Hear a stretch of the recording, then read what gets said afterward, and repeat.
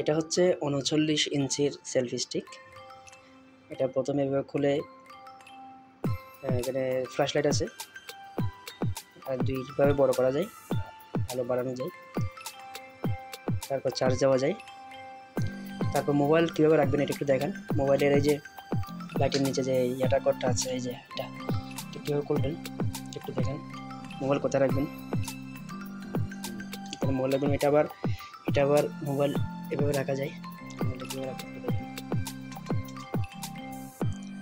হ্যাঁ, এটা ধরে এভাবে করে সেলফি চলা যাবে। তারপর এটাকে আবার এভাবে ঘোরানো যাবে, মানে এটা একটু ইয়া করে না, একদম ঘুরিয়ে ফেলা যাবে, পোর্ট্রেট করা যাবে, করে আপনি সেলফি তুলতে পারবেন। কীভাবে বড় করা যায় একটু দেখেন, কতটুকু বড় করা যায়। এটা 39 ইঞ্চি বড় করা যায়, আরও বড় হবে, আরও বড় হবে, আরও বড় হবে, একদম কোমর সমান বড় হবে, প্রায় কোমরের কাছাকাছি। তারপর এটা বসানো যায় কীভাবে একটু দেখেন। তিনটা পা আছে, আরেকটা আছে, বসিয়ে ফেলতে পারবেন। এটা একটু বসিয়ে দেখেন।